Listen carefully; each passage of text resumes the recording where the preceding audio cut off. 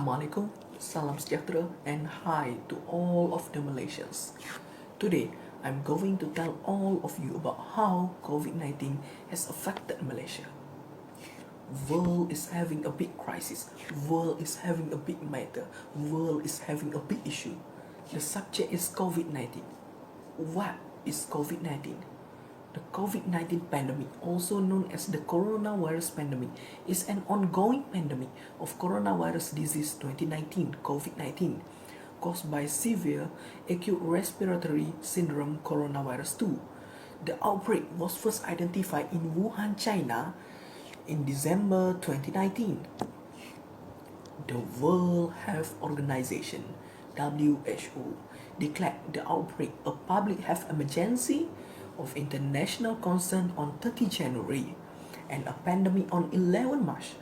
As of 16 May 2020, more than 4.62 million cases of COVID-19 have been recorded in more than 188 countries and territories, resulting in more than 311,000 deaths. More than 1.67 million people have been recovered right now. So, Malaysia is one of the countries affected by COVID-19. However, this COVID-19 just began to be a serious issue, serious matter to the Malaysians after the Tablis Assembly at Sri Petaling, Putrajaya. Many of the Tablis Assembly participants were suspected to be the COVID-19 patients, and thousands of cases recorded by the established group.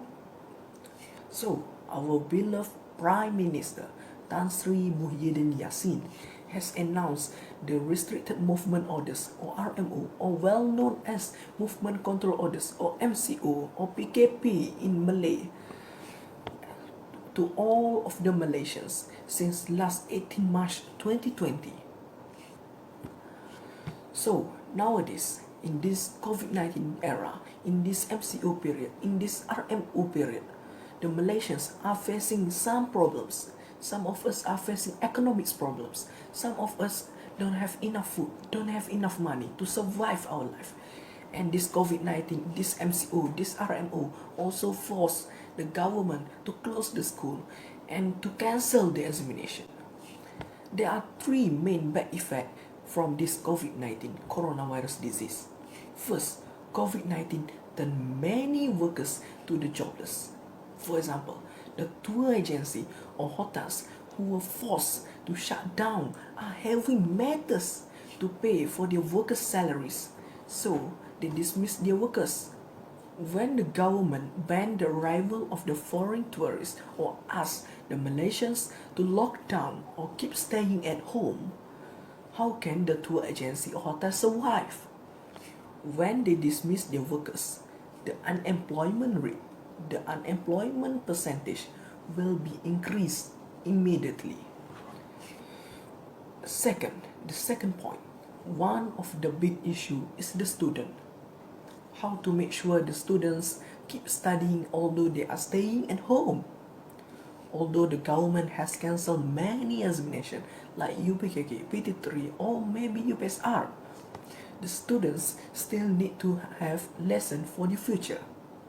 And the Form 5 students still need to sit for their SPM or CJ Pelajaran Malaysia next year. The only way to ensure that they are still studying are by online learning. However, there are problems for the students who live in remote areas. They don't have good internet access, they don't have good internet quality, and some of them couldn't afford for any gadgets like smartphones or maybe any laptops.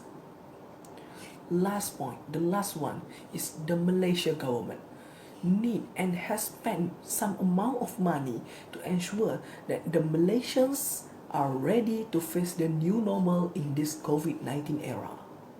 For example, the government has announced the RM250 billions financial aid to the Malaysians to survive, and the government also pay for the workers' salary although they don't work and don't give benefits to Malaysia in about last 2 months.